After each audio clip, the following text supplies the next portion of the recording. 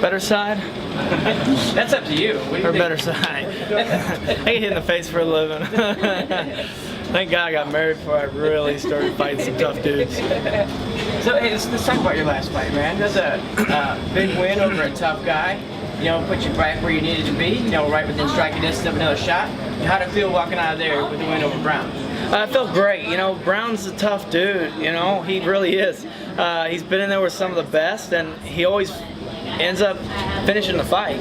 You know, and I knew that going into that fight. That's why I sort of went a different route.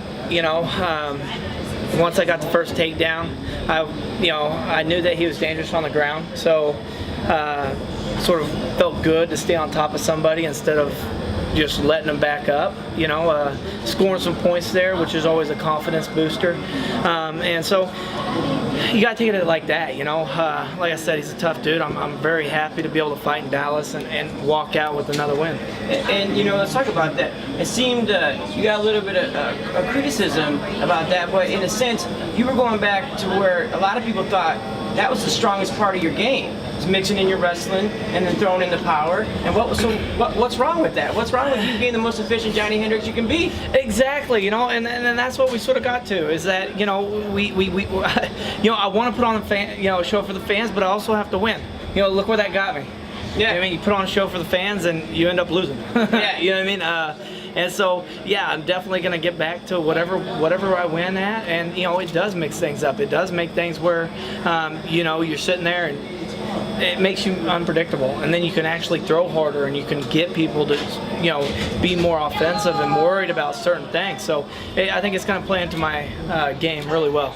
Did it make you shrug your shoulders a little bit, like afterwards, like, you know, because we see a lot of times, we see guys that say the wrestlers, they fall in love with their power, they never go back to their wrestling, okay? You went back to your wrestling, like I said, the most efficient Johny Hendricks we've seen, you know, and did you kind of shrug your shoulders with like, what's this brushback coming? Like, I fought a great fight over a tough guy and I got a victory. Yeah, and that's it, is that you got to sit there, and sometimes, you know, the fans are very hard to police, you know, and you just got to accept that. And sometimes you just sit there and say, man, I did my best, and you know, my best was that little style, and I had to do it, and I won. And maybe the next one I can mix it up a little bit better, you know. And it's you got to constantly adapt. You know, you can't sit there and say, okay, I'm just going to be a striker. Well, I fell into that. I mean, just a striker. I started outpointing everybody, but sometimes you don't get the win. Mm-hmm. You know what I mean? I outpointed a lot of people in the last couple of fights, and you don't win them. So, what wins the fights? Well, whenever you can hold somebody down and punch them a bunch and do those kind of things, well, that is definitely a good notch on your belt. And if it goes to a decision, nice to have under your belt as well. That's one of the most talent-filled divisions in the UFC. It's kind of crazy. Where do you see movement happening? I see movement happen, you know, after this January fight. See what happens, and then see where I lay. You know what I mean? I'm sort of gonna, you know, we talked about it, thought about it, and I might take a fight, I might not. You know what I mean? We're still weighing things out. We're gonna see where we fall, and see what happens. But right now I see myself as a #1 contender, and you know, I took a fight, and guess what?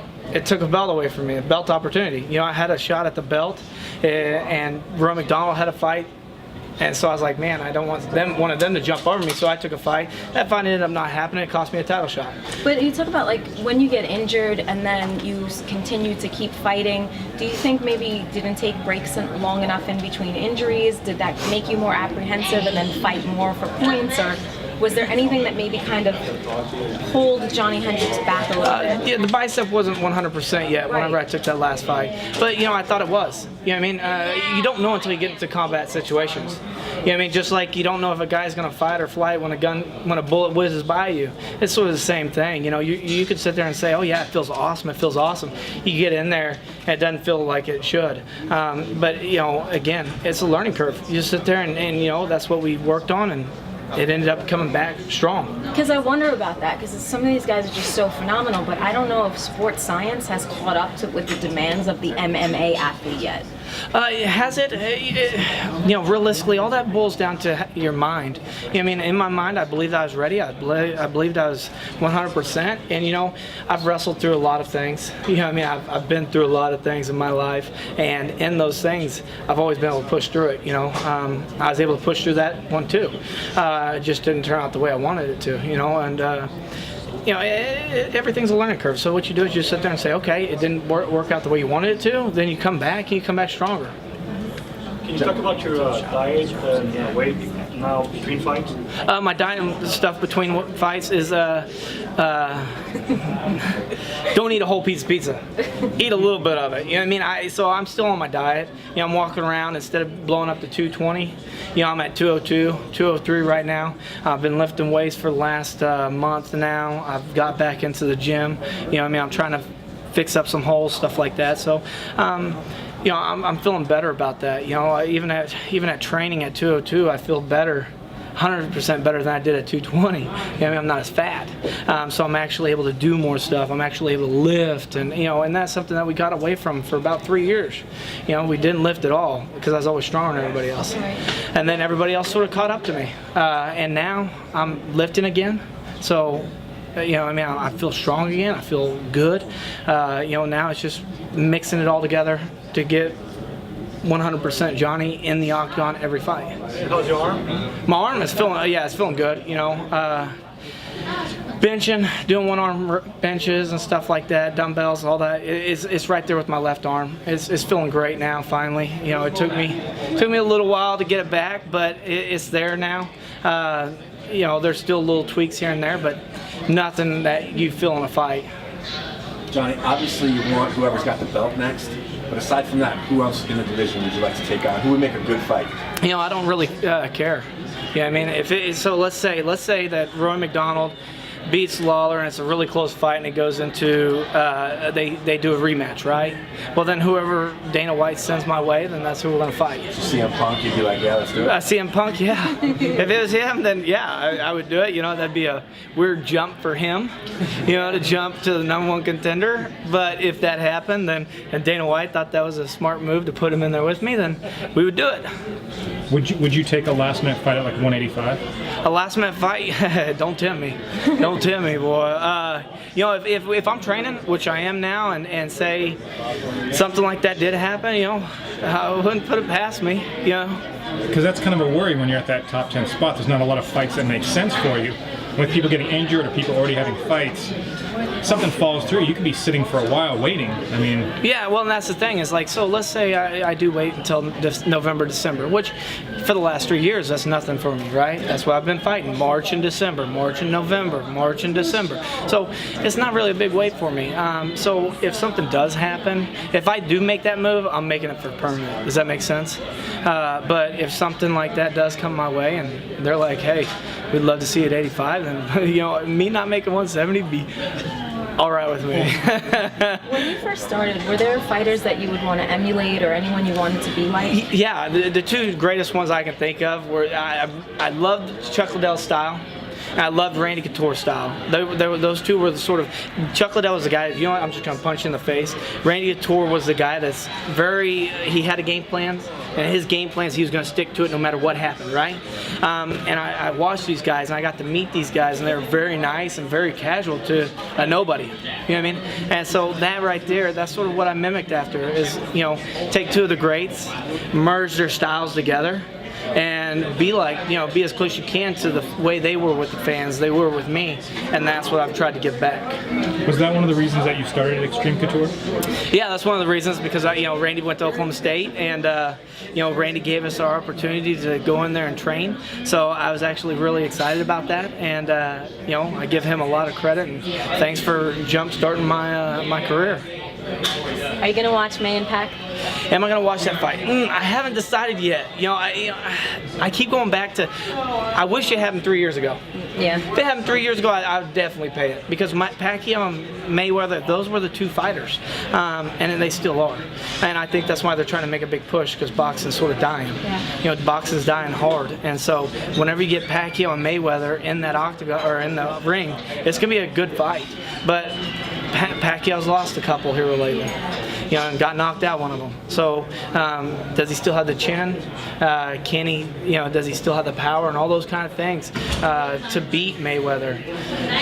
Don't know. I mean, and like I said, if it was 3 years ago, I wouldn't have hesitated. I'd been like buying it, But now, I don't know. I'm gonna see how the lead up and all that kind of stuff plays into factor. John, is it true that you normally only shave your beard after a fight? Yeah. So the length of your beard right now represents how long you've been training? Yeah. And my wife hates it, so guess what? And UFC, when I come to UFC events, so I grow it, so people will actually know who I am. So that way it's not like, is that?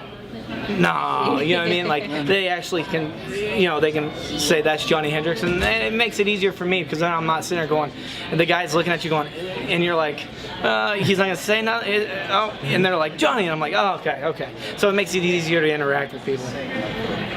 Is it hard going from wrestling all the time to competing not as frequently as you do now? Because as a college wrestler, you wrestle in there every weekend. Yeah, you do. Now you go these long distances. It's not. It's actually easier because one, it's harder on the weight because you balloon up and your body doesn't get used to slamming up and down, right, or staying low all the time like in wrestling. Where here, you actually get to put on muscle, you get to build muscle, you get to get better technique instead of having to do the full season and learn all that stuff that way. You actually get some time off to actually let your body recover too. Like I said, I've trained through a lot of injuries through wrestling because you didn't have time to take out. You know what I mean? You had to keep grinding through it. Where this, if you hurt something, let's say after my fight I broke my hand. Well, guess what? I have time to let it heal because I know I have time before my next fight.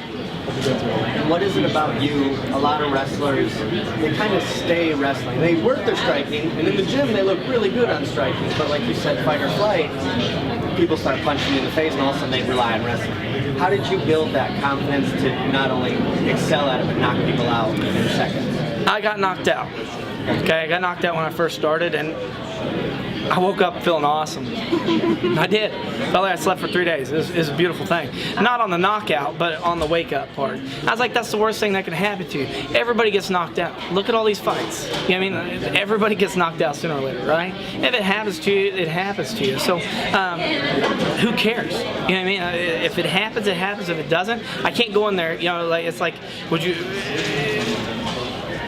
if you go into combat, you can't sit there and say, is this my day to die or my day to get shot, right? You gotta sit there and act like I'm untouchable, and if it happens, it happens. But you can't do that or you're never gonna be able to take that first step off the vehicle or the first step to move forward. And that's sort of the way that I look at my fighting, is that if I look at that and I think of that, I can't take that first step forward and I'll be hesitating all the time. And then that's really the bad part, and that's when it can happen.